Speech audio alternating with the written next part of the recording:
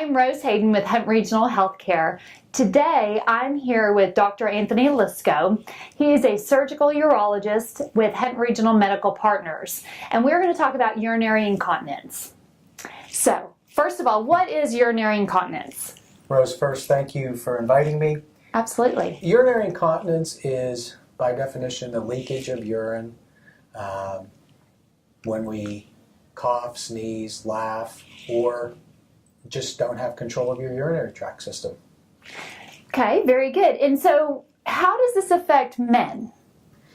So, most commonly, we see men who have had prostate surgery in particular, who have had prostate cancer and have had their prostate removed.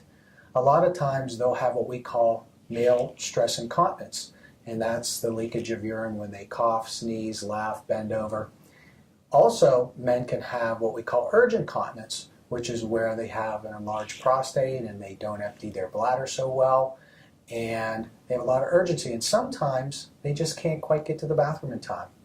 Okay, so what about women then? How does it affect women? So women, it's very much the same. Women have, as they get older, their body changes and they have a lot of what we call stress incontinence. Like I said before, stress incontinence is by definition the leakage of urine when you cough, sneeze, laugh, any type of Valsalva maneuver. Okay. So obviously this is a big problem. We see a lot of commercials for products on TV. So I wanted to bring this out to our community and talk about it a little bit more.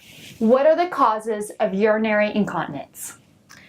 So a lot of times, as I stated earlier, it can be surgical, but one of the most common causes is something called an overactive bladder. We've all seen the commercials. It's a going problem, and it's a holding problem. A lot of times it happens as we get older, the lining of the bladder changes. Sometimes it could be infectious, sometimes it could be a foreign body, sometimes it could be things worse, such as a growth in the bladder. All of those things can cause, at times, incontinence. But the most common cause is really just what we call an overactive bladder. Okay. And what ages does this affect? So I see people with incontinence starting in their 20s all the way into their 90s. Okay. And basically, the types of incontinence really change as we get older. Younger women in particular, I see more what we call stress incontinence, whether they've had 2 or 3 children and things aren't just where they used to be. And they have leakage of urine when they cough, sneeze, laugh, and it's really embarrassing and it's socially unacceptable. And the hardest part is to make the decision to get in here. Once you do that, we can help you. Okay, so at what point does the patient say, I'm going to go see a doctor about this? Great question. Soon as you've had enough, as soon as you say, you know, I'm tired of wearing diapers. Diapers are expensive. I'm tired of smelling of that urine. I'm just tired of it. I can get it fixed and I want somebody to help me. Once you make that decision, come on in and we'll work with you. That's great. That's good news. And so what are the treatment options? So the treatment options really depend on the type of incontinence you have.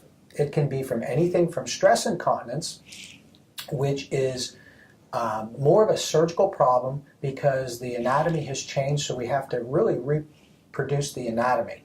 And that usually is with some type of sling or hammock, versus something, probably the most common is urgency and urge incontinence. Urge incontinence is that feeling like you just can't hold it and you got to go right now. A lot of times those people are very nicely managed with oral medications.